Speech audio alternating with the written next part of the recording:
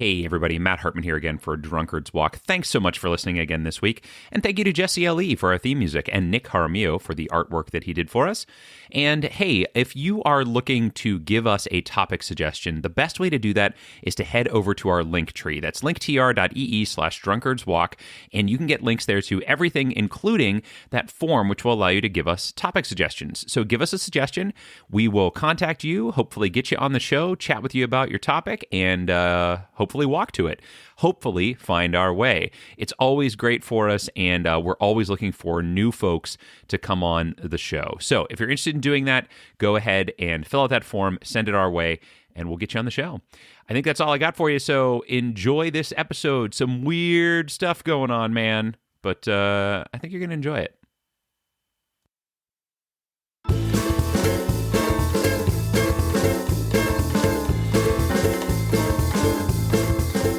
Hey everybody, welcome to Drunkard's Walk. It's a podcast which you already know because you're listening to it. I already know because I'm here recording it. And we're excited. We're excited that you're listening to Drunkard's Walk because we have knowledge that we want to impart to you. And it's knowledge that we don't even have yet. It's knowledge we are going to gain in the moment, in real time, and you're going to be a part of it. Now, I keep saying we, and if you've listened before, you already know who the we is. It's me, and it's Jethro Nolan. That's me. I'm here, everybody. Welcome to your own ears. That's right. We are currently sitting.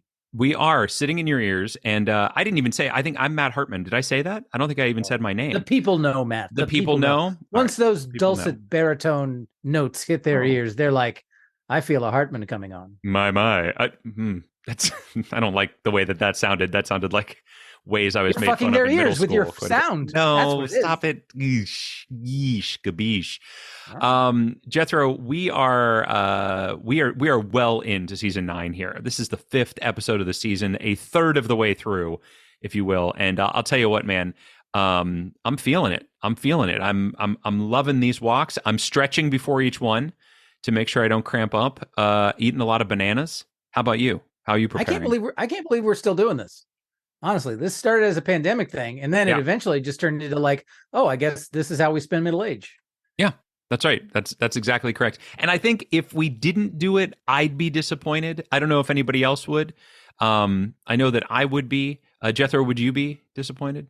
No, I wanted to quit seasons ago, but I love you dearly, and I don't want to disappoint you. So I'm just going on to make sure that you and Dave Foreman remain happy. Well, that's nice of you to say. In fact, I would say I am convinced if there is anybody out there right now that is hearing my voice that would be disappointed, speak up right now. I need you to speak up right this moment. You're listening. Go ahead. Oh, sorry, guys. I just had to pop into the podcast from where I was listening. Foreman. Dave, future. Oh my gosh, what are you doing here? I'm not scheduled to be on at all. I know, but there was a discussion of canceling the podcast, and I had to step in. Keep the sacred timeline. Wow. You really quantum leaped in here and I did fix the problem right at the time. Yeah, that was amazing. Wow, I really didn't think that was going to work. Sorry about the guests you had. Oh, no. They've been vaporized. Exploded, all over. Yeah, no, it's viscera is all over the studio. It's crazy. Like, they really are just in bits and pieces everywhere, which I don't know how we're going to deal with. But now's not the time to think about that because now's the time to celebrate that Dave is here. Dave, thanks so much for jumping in and stopping us from canceling. I had to thank you guys so much for summoning me through the ether of space. Yeah, it's really amazing. I'm curious how we're going to get you back at the end of this thing, but time. I'll naturally age from this point until it's me listening. Then it becomes a like a loop. You want to say hi to yourself? Oh yeah. Hey Dave, how's it going? Today. Oh, what's today? Today's October 19th. So happy October 19th. Do you remember? Hear this? Do you remember? I do now. As I'm talking, I'm remembering what I said on the podcast. But do you remember the fact that like the first time you lived through October 19th when you weren't here? I was. Oh, this is the new timeline. I've always been. Oh gosh, this is blowing my brain. It works. Just ask Jethro. He knows. It works. Jethro? It works. He's a time traveler too. I did the math. It checks out. Oh, Well, good job on the math. Did you do a spreadsheet to make sure that it all was going to work? I did it on the whiteboard. I would turn my camera, but my whole setup is really yeah. No, I don't want you to space-time continuum. Exactly. If you give that away, you don't want that. That's a good point. We don't want to create any sort of weird paradox type of situation. Although you seem to be implying that that's impossible since we've created a new timeline. So on this that timeline, always happens. Right. Mm-hmm. Right. Well, I'm just saying, if that always happens, then you couldn't really create a paradox, right? But it did happen on another timeline. Right. No, that's what I'm saying. Oh, yeah, no paradox. Oh, yeah. Right. There can't be a paradox. Paradox free, baby. That's my point. Absolutely. Yeah, it's 2023. Paradox free since 2023. Paradox free. Yeah. This is a blast. I'm enjoying the hell out of this. number of days since the time-space continuum rupture. Exactly. Dave, it has been a little bit. I think did we see you in season 8? We had to, absolutely. I'm trying to. Oh yeah, of course we did, because you were on helping us out with Chat GPT. Yes, that's right. I was the voice of Chat GPT. Yeah, that is the case, and but it's been a little while. But it feels like I just listened because the first new episode of season 9 just dropped on Tuesday. Yeah, and it is just fantastic, and it just feels like we're just back. We're back together, just like old times. You've actually heard 4 episodes. Already. Oh, right. That's right. You're right. I have heard the 4 episodes. Which your brain's already Swiss cheesing. Yeah. This is crazy. I'll be dead within the hour. It's all right. Oh no. Yeah, it's okay. You ever seen the Prestige? It's exactly like that. Oh, okay. I have seen that. Yeah, that's great. That's great. Bring that one back. Thank you. I can't wait to meet your twin. Yeah. Oh, you will. Was that movie more popular in your timeline? Because it didn't really do that well in our timeline. No one had heard of Hugh Jackman before that, and he rocketed right to the top from that. Yeah, sure. No, that makes sense. What was the other one that came out around the same time with Christian Bale? Oh, yeah. It was The Conjuring. No. Oh, The Illusionist. Yeah, that's what it was. The Illusionist. Mm-hmm. Yeah. Not as good. I didn't feel like that was the David Bowie as Tesla. Yeah. Tesla. Yeah. It's funny because when you're talking about The Prestige, I was thinking of the Christian Bale movie. Oh, were you? It's because we're from 2 different timelines. It's that Mandela effect. They're merging as we speak. That's the real magic trick between those 2 movies, is that one makes you think of the other. Exactly. It's its own twin. So that's how they did it. No spoilers. So, Dave, now that you're here, I mean, I know you didn't really prepare to be here. This is kind of unexpected, but prepared my whole life for this. Do you think that you could come up with a destination of some type for us? I saw this Wikipedia page and I said, I got to save this. I got to put this in the holster for next time that I'm on Drunkard's Walk, because it is so weird and it is so bizarre. But I think you both will love this. Okay. And today, gentlemen, you are traveling to Sacred Cod. It's just Wikipedia page, Sacred Cod. And you might say to me, what's a sacred cod? And guess what? What is a sacred cod? It's a wooden statue that predates America. It's a fish that hung on the wall of the Boston, Massachusetts State House inside the chamber, House of Representatives. Okay. And there have been 3 known. One was lost in a fire. The second was stolen during the American Revolution. And the third, one installed in 1784, is still there today. The sacred cod has gone through many historical elements. Obviously, it was codnapped by the Harvard Lampoon in 1933. Nice. It has also been, there's a brass casting of it referred to as the holy mackerel that you can find. Yes, this is such a bizarre, and the page itself, gentlemen, when I tell you this page is enormous for a page about a sacred cod, it is huge. There is so much information about this emblematic codfish. It'll just blow your mind. Just so I understand, it is a decorative thing that is put in the legislative hall of our friends in Boston, Massachusetts. Yep, exactly. Now, Boston, is that the state capital of Massachusetts? It is. Yeah. Okay. I thought for whatever reason that it was one of those. No, it's one of the ones where it actually is. States. It is the first one you think of. Yeah. I didn't know what the Albany of Boston was, but okay. Yeah. Mm-hmm. Yeah. All right. Also challenging in that, gosh, it feels like heavily tempting for a geographical route to get us there. Of course. So what are non-geographical facts about the sacred cod? What is this? Has this thing appeared in anything, or is it known in any other date capacity? Taylor Swift? It did date Taylor Swift very, very briefly. It is still around and has dated Taylor Swift. It is just this ancient like antique thing. It's gone through, like I said, 3 iterations. It's got the sacred cod nickname was given to it in the 1920s, I believe. The emblem of the codfish. It was given the name by the Boston Globe. They referred to that, and then obviously the codnapping, like I mentioned. Mm-hmm. New York Times has called it a object of art, as a worthless object of art. Should not be stolen, but it has persisted through Boston history, through the history of Boston. In the 1920s, H.P. Lovecraft called the codfish emblem amusing because it was now appearing on the license plates and like a totem. So it is known. You say ancient, like it's not ancient, right? It's ancient by American standards. I mean, but it was carved by colonists. Right? Assuming, or maybe it was given from God. No one knows the original origins. It's referred to as a, quote, prehistoric creature of tradition. The first version, if it really existed. That's ridiculous. That's what the Wikipedia page said. That is ridiculous. That doesn't make any sense. It was this legend. It was a legendary fish, a legendary giant wooden fish. It's 4 feet long. It's enormous. It's 80 pounds. Sure. It's just. I would expect nothing less from a sacred cod. And to the Bostonians, I think it's just this fascinating, amazing thing. Does it show up at sporting events, or is it do they shake a fish when they're trying to get a home run or anything like that? I don't think so, no. At the Green Monster? The codfish itself is considered, as the Wikipedia page says, it's a symbol of New England. It is I see. It is like the codfish itself. It's obviously early coins. It was really seen as an economic boom. The codfish it drew people to the area. So they've always had this codfish held in like a higher standard, and this cod represents that kind of physical, emblematic level of the sacred cod, the holy mackerel, the fantastic magical fish. That's crazy. Is that's not where the term holy mackerel came from, is it? No, because it's a cod, not a mackerel. But he said that that there's some sort of casting that is called the holy mackerel, right?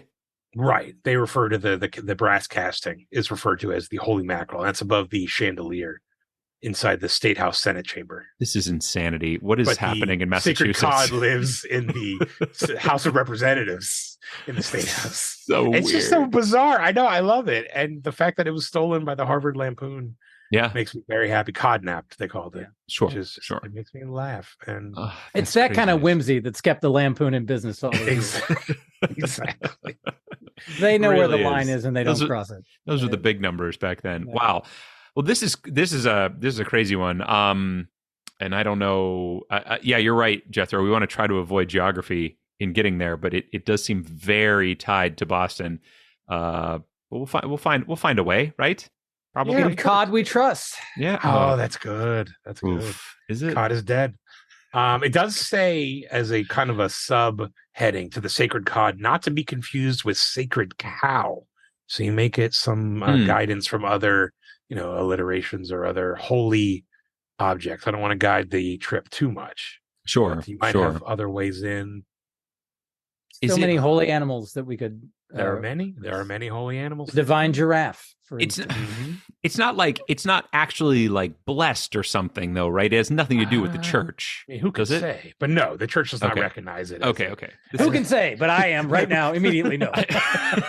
Maybe the Pope has thought of it. Maybe somebody sprinkled some holy water. Well, there's a lot of Catholics in Boston. I thought it might have been some, thing that they did there or something. I have no idea. I've never heard of this thing, so I don't know anything about it. Now you have, and you have been cursed just as I have. Yes, just as you have. Well, this is awesome, Dave. This is a great thing. Now, before we let you go, before we start off on this walk, we were having a little bit of a conversation before the recording started here, and you had listened to some episodes, and you had a thought that unfortunately Jethro didn't hear because we had some technical difficulties right when you were introducing it. Yeah, he did. And I'm not sure if he heard it still, because sometimes he can still hear when his system goes crazy. Give us your suggestion for the prize for this season. So there was some back and forth. There was a lot of, I don't know what do I do for a prize? I don't know. We do this, steaks, bourbon, whatever. It really felt just kind of rote. And so what excited me was this idea that should Jethro win this season, he also comes back into play. We no longer forbid the external links. We no longer forbid anything on the page other than links that lead outside of Wikipedia. I mean, I love it, of course, Matt. But then what would the equivalent side of the wager for Matt gets to add a second level? Oh no, I don't okay, need then to, you get to keep it. You get to keep it in. I just keep it the way it is, so things just stay the way they are. And he can shut up and stop complaining. Yeah. Well, I think that's impossible. We know that's not gonna happen. So here's the thing. When we talked about it in the first episode this season, it was going to be Jethro's version of Double or Nothing, which I love. Still doesn't make any sense because I can't. I was either going to pay what I owe essentially, or I was going to be off the hook. Right. Or I was going to. No, I wasn't even going to be off the hook. I was going to get bourbon out of this. So what I say is, I am fine with those stakes being where we go. And if I win, then I am just off the hook for the bourbon that I owe you for last season. What say you, receiver? I mean, I'm fine to I'm down with it. Yeah, that's fine. Although I have to say that the fact that this is being recorded in October and Dave Foreman is our guest, and I missed something ominous.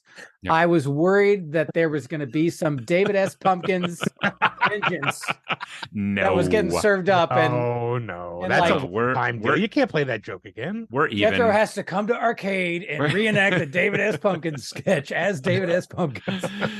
No. Did you end up walking to Matt's least favorite hockey player?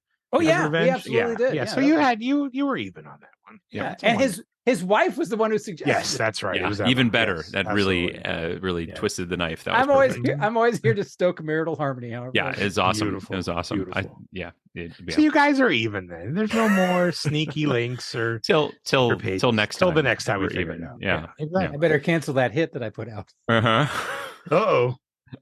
Yeah, no, I think that seems like a good one. And the other thing that you reminded us of, Dave, is at the end of last season, we also had a secondary thing on our final episode where we each recommended something to each other. We had to listen or read or whatever, and neither of us followed through on that. So, Jethro, if you have a chance, go back and listen to that episode. I'll do the same thing, and then I'll do whatever you've recommended, I guess, at some point. We'll make it right.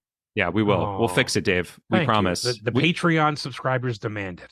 I love that you. In fact, could you head back to that episode right now and change that? Could you put what once went wrong? I'm gonna go back. I'll see. Oh no, actually, I'll never see you guys again because I'm gonna go back to a different timeline. Wait a minute. Hold on a second. Wait a minute. What's the matter? Dave already did it, and that's why we don't remember it because that timeline has been changed. You're saying that Dave already went back? I don't know. You and I don't remember this alleged bet that happened. I got a notification on my Ring doorbell. Ah, crap. It's me. Oh, no. Dave, how did you figure out where you lived? Well, this universe is screwed. All right. Take care. Well, don't touch him, okay? Just don't touch him, buddy. Okay. Good luck. Yeah, we'll see you. Wow. I'm gonna miss that guy. Dave 428391/J is one of my favorite Daves. He's yeah. I'm gonna like Dave Fiveman. I can't wait to meet him. That's the better joke. He's gonna be a good guy to meet. All right, Jethro. So we have a walk in front of us here, and as you know, we also have a drink in front of us here. So let's talk about what we're drinking. I have an old classic, and it's Larceny bourbon. One of my faves. That's a not a high price, not a high proof, but a great stalwart standby. It's Larceny, a damn smooth drink. I tried it based on your recommendation. I agree. It is a quality value bourbon for the money. Like you get a decent quality for not a lot of money. Speaking of old standards, I have temporarily revisited my old friend Woodford Reserve because I did not have a lot of emotional bandwidth when I was shopping for bourbon, so I just went with something familiar. And so your Louisville bourbons, are they all have they all been spent? Matt, I don't think you understand the speed with which No, I do. finish a bottle of bourbon in my house. I do understand.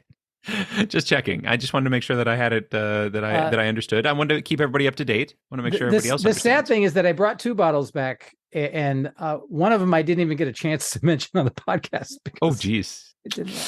Well, that's all right. You could pretend sometime. You could be drinking Woodford and just tell us that you're drinking something else. I don't want to lie, Matt. I don't want to lie to the people. But you have no problem cheating on the guest thing.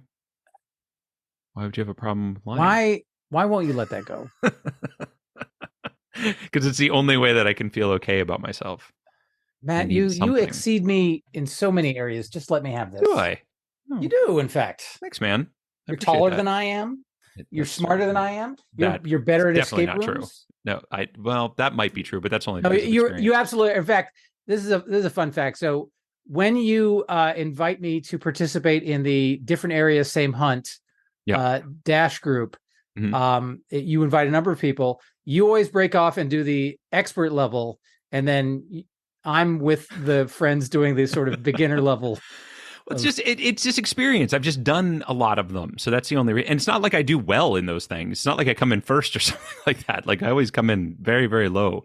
I just do it for fun because it's a fun time. It's a fun thing to do. All right. You know what else is fun? What else is fun? Going through Wikipedia and guessing and betting alcohol and obscure podcast rules on it. Yes. So I agree. We know what we're drinking. Let's write down a bet here.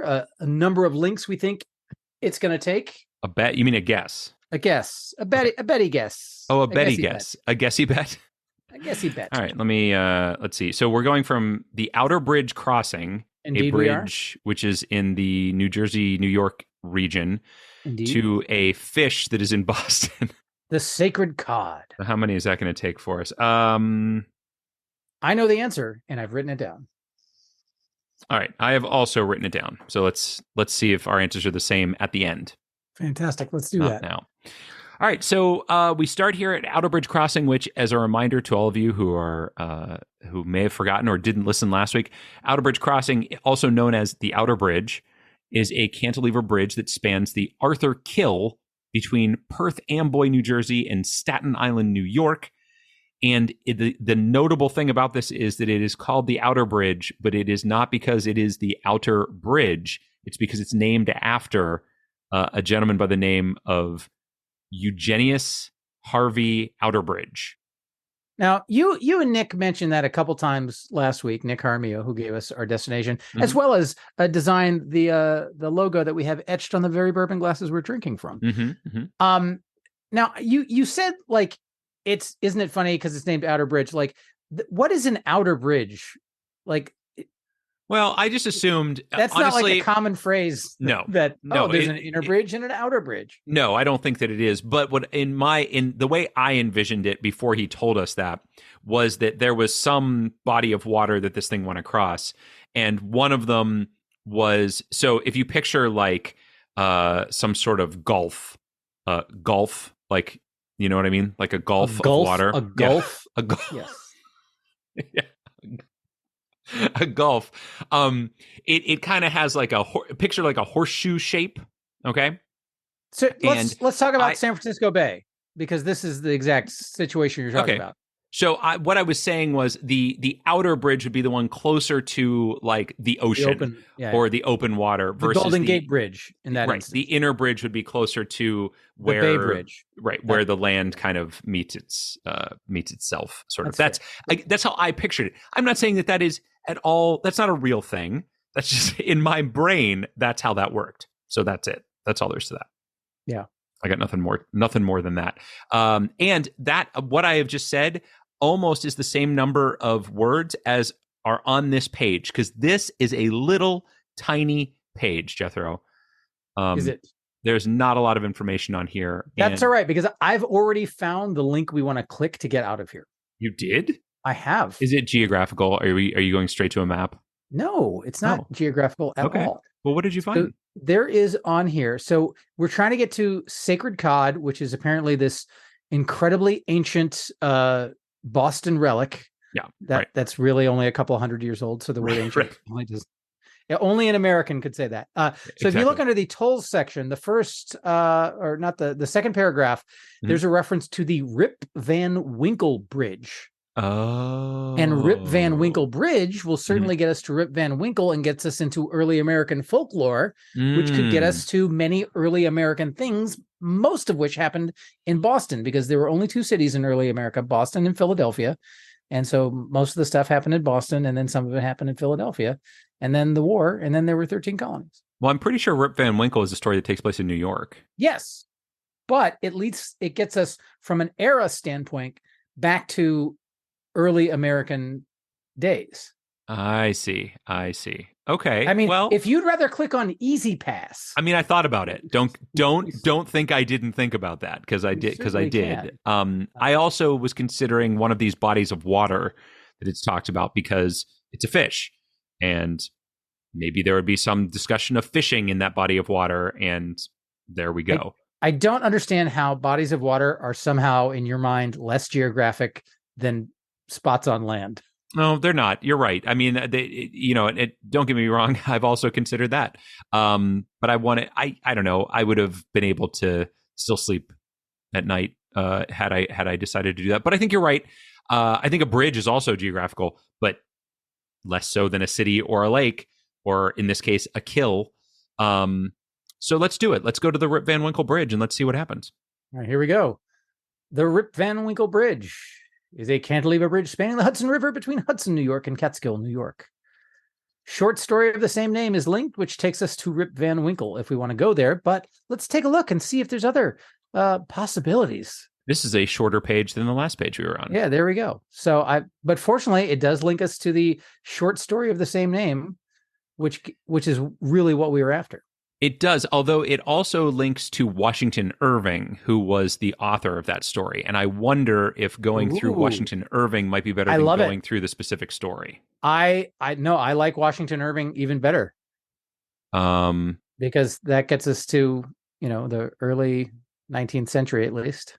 There's a couple other individuals mentioned on this page, one of which is Frederick Edwin Church, an American landscape painter born in Hartford, Connecticut.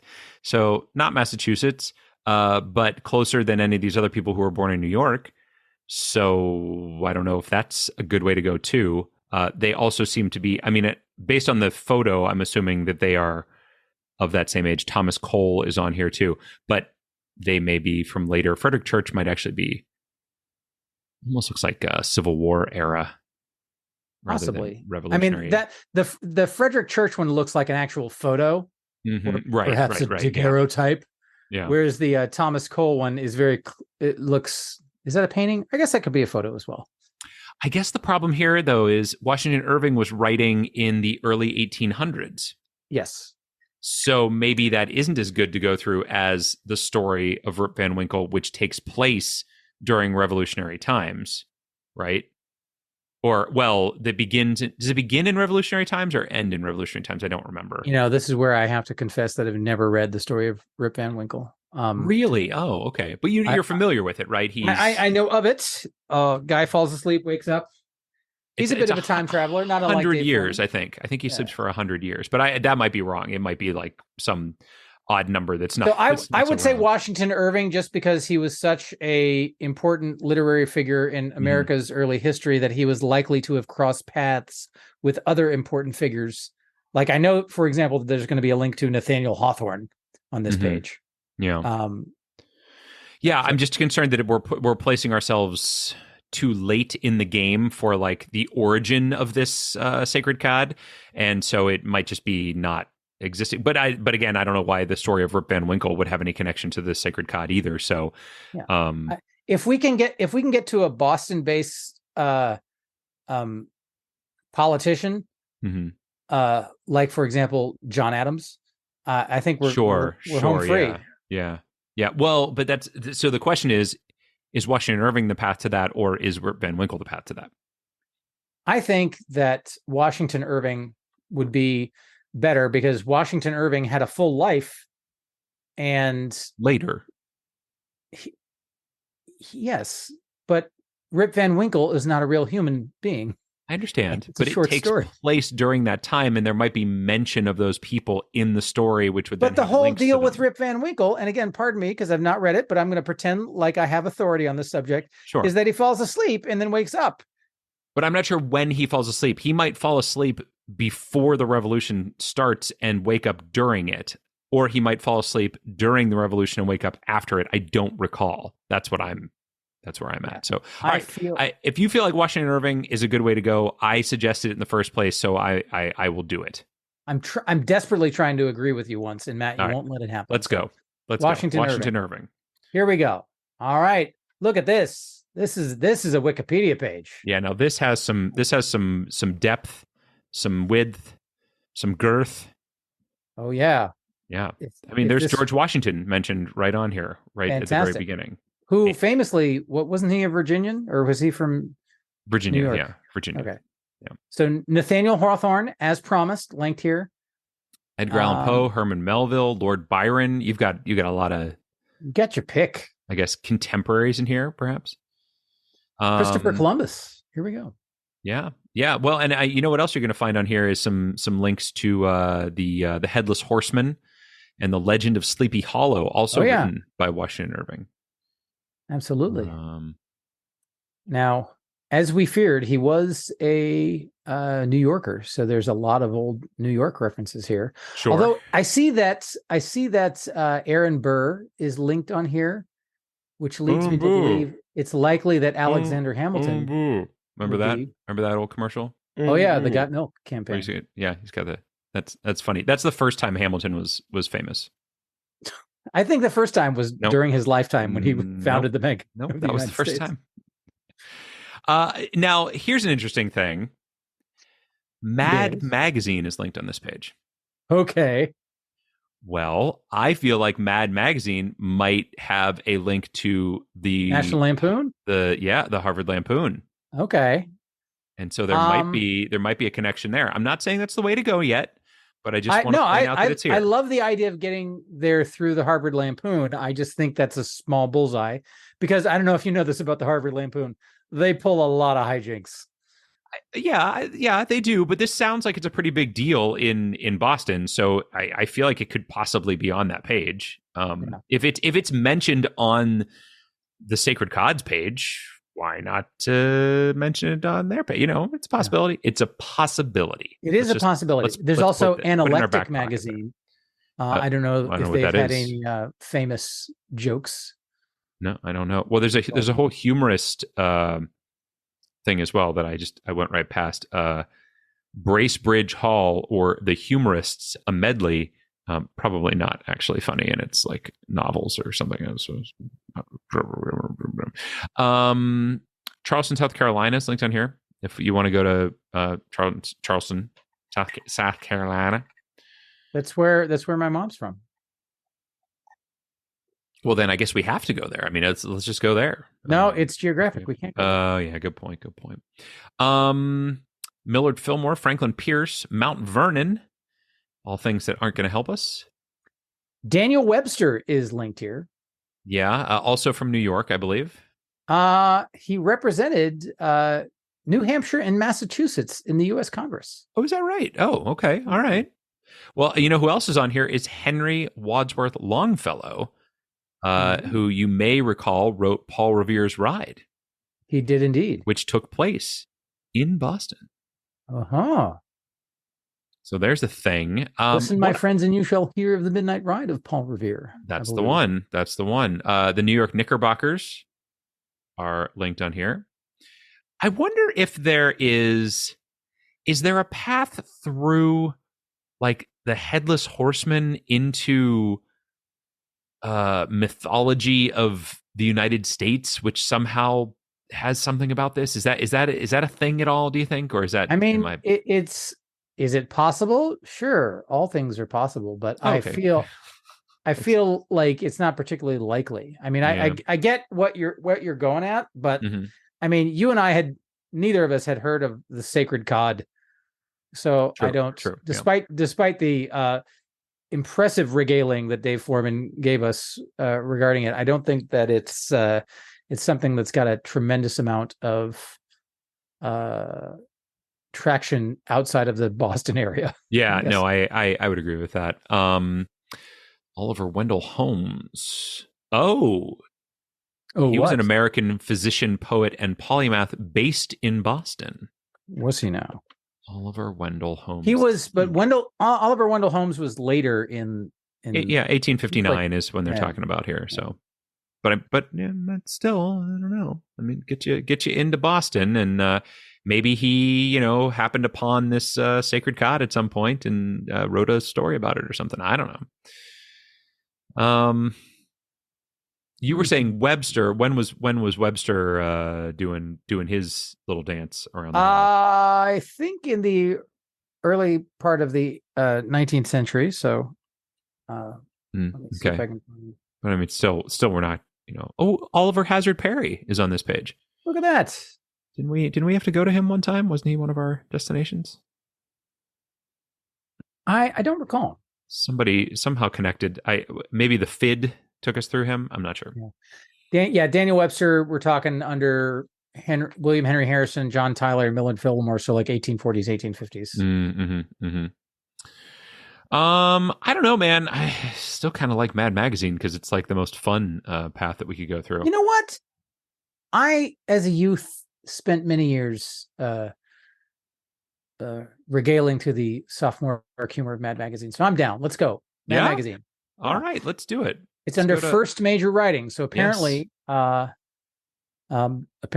Washington Irving wrote for Mad Magazine. That's what yeah. I've already gone away from the page, so I can either confirm nor deny that. But there you go. Let's assume it's true. So Mad (magazine) is the page that we are now on, and an American humor magazine first published in 1952. Founded by editor Harvey Kurtzman and publisher William Gaines, and launched as a comic book series before it became a magazine. Did you know that?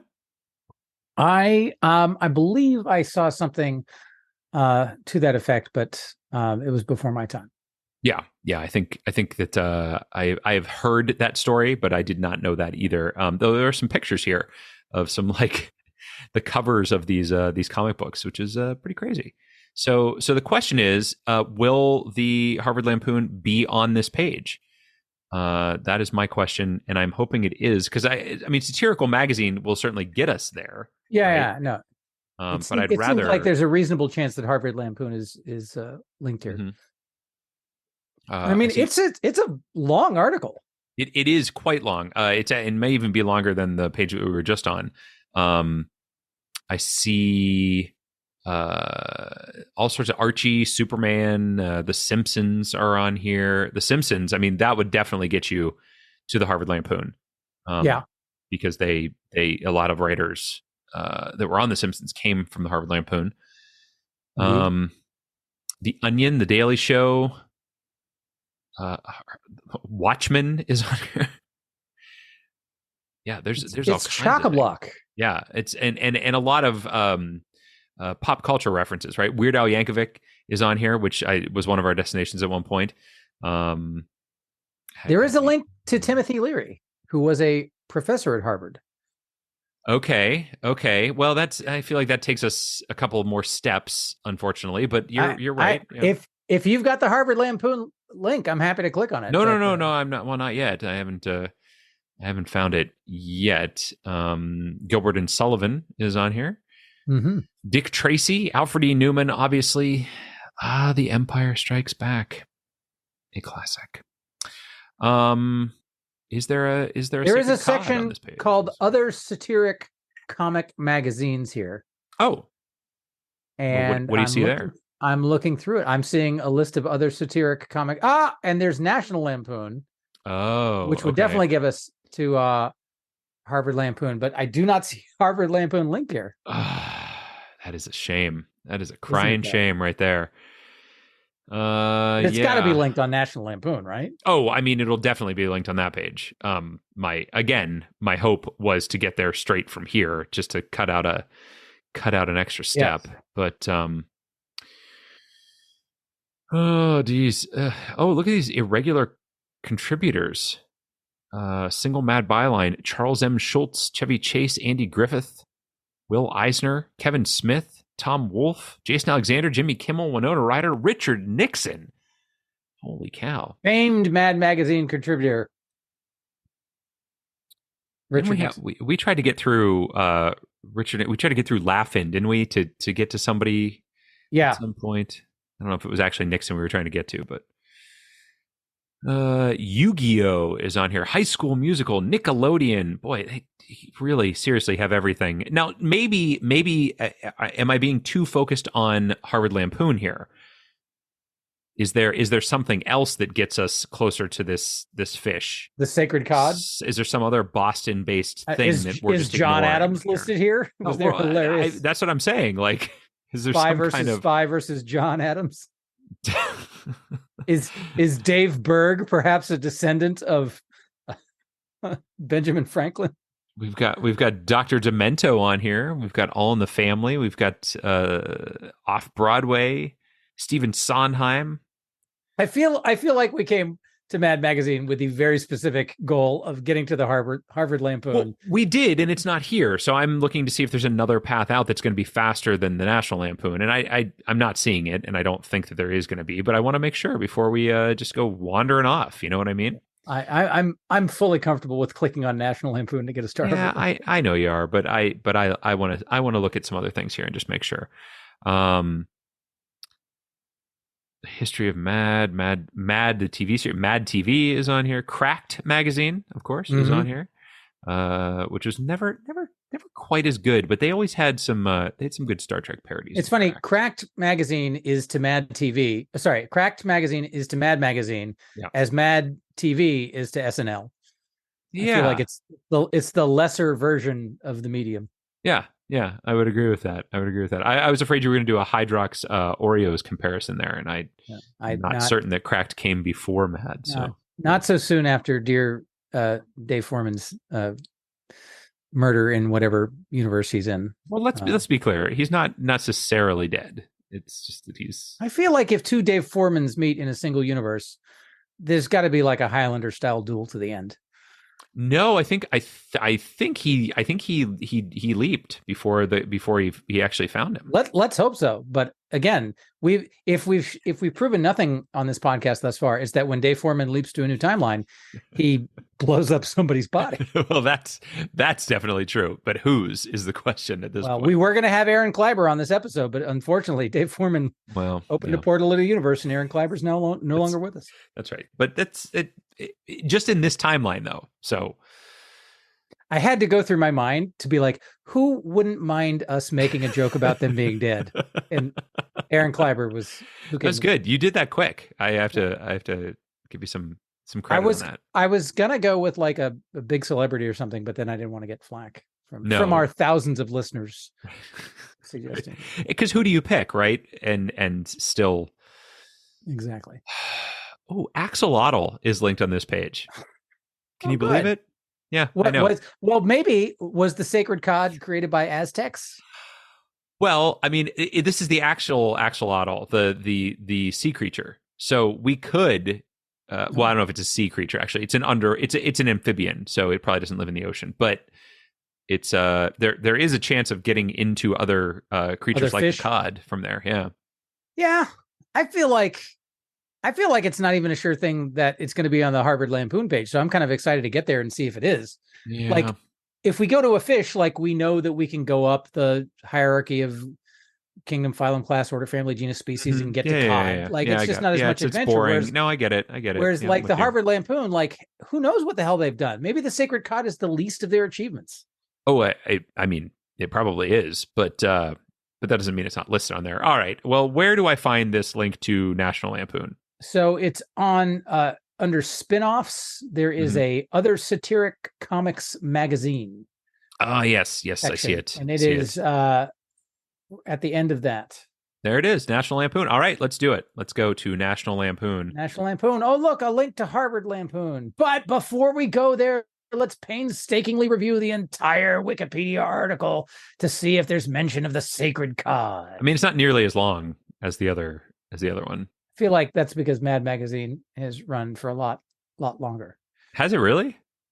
Oh yeah. I feel like National Lampoon, it's Its first issue was 53 years ago, and its last issue was 24 years ago. So that's a 30-year run. Sure, if you're doing the math, I believe you. It's technically 29, but okay. And then Mad Magazine started 71 years ago and just ended 5 years ago. So that's 66. I can't believe Mad Magazine is gone. It's the sign of the times. Doesn't feel right. I still have, I'm sure somewhere in my childhood home, there are copies of the book for snappy answers to stupid questions that made me the asshole that I am today. There is a link on this page, I will say, to John F. Kennedy. I don't think that's the way to go, since we just went through Kennedy last week. I know. I'm saying I don't think it's the way to go, but he is a well-known Massachusetts politician, which is what you were, at one point searching for. So I just wanted to bring it up. Just wanted to mention it. Okay. Fine. Don't go jumping down my throat. We're not going to follow that you want to bring up, Matt? Yeah, maybe there are. Mm-hmm. Maybe I've got some other things on here that I want to, Animal House is on here, and Hostile Takeover is an animal. So,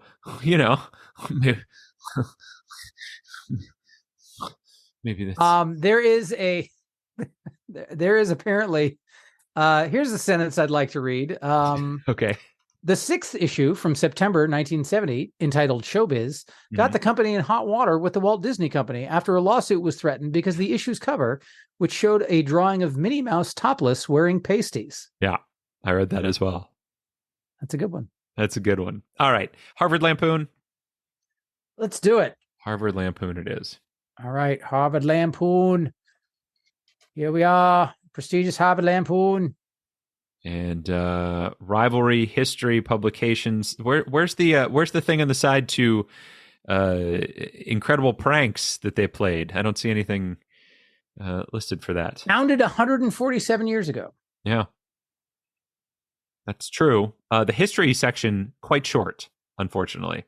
That is unfortunate. So, indeed. And they jump like straight from 1887 to the early 1960s. There we go.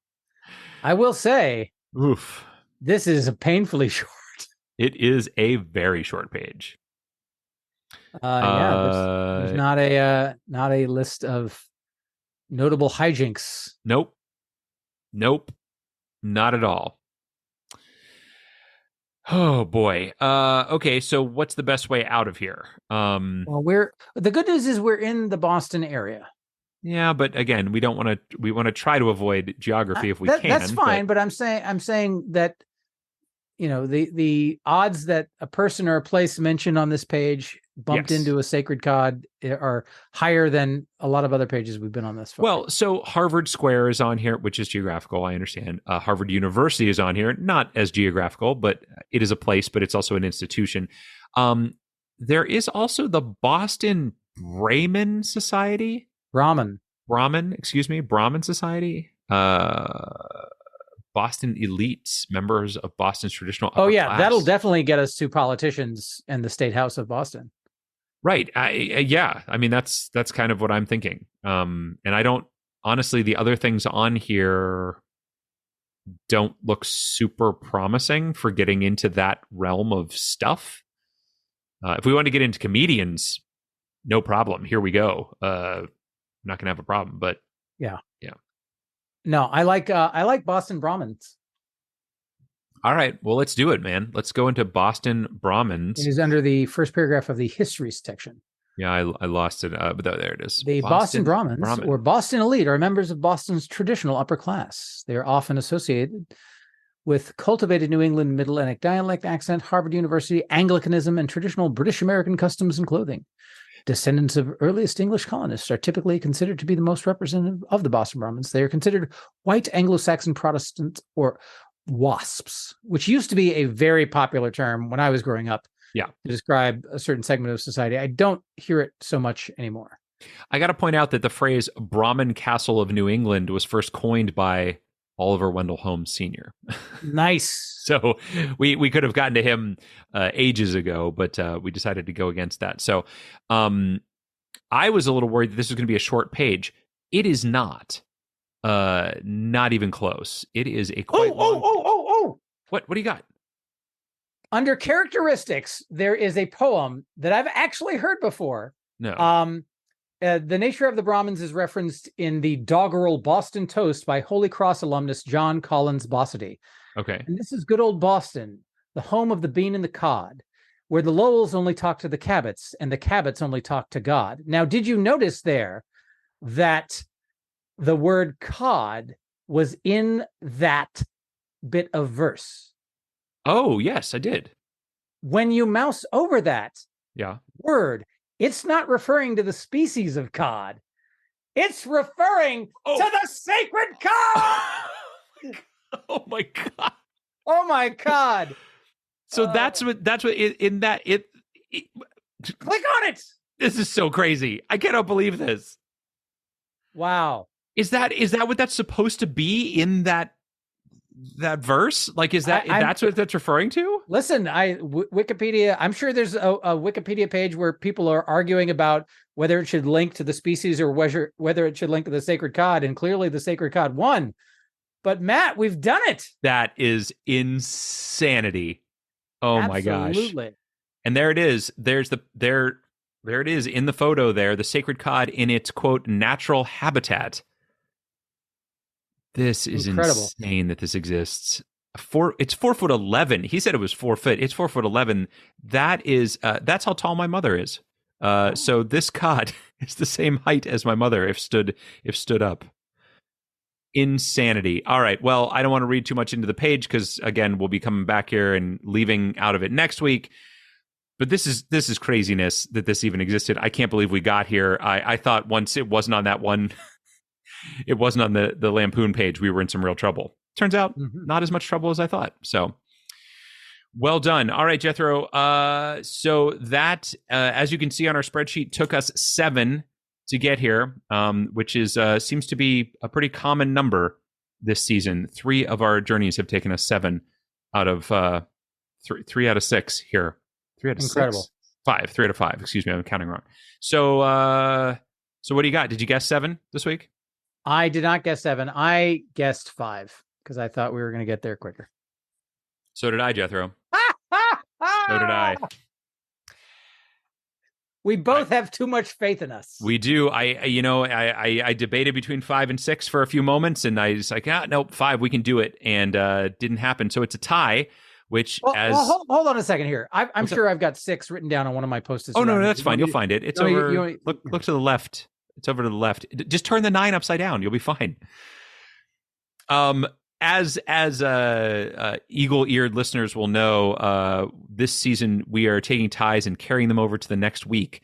So that's what we will do with this particular one. And whoever wins next week will get both of these points. Or if there's a tie again, we'll carry it over again, and we'll just keep rolling it over, just like the Super Powerball or whatever the hell that always rolls over, and when nobody wins, that's what we do. So, sacred cod, holy mackerel, we did it.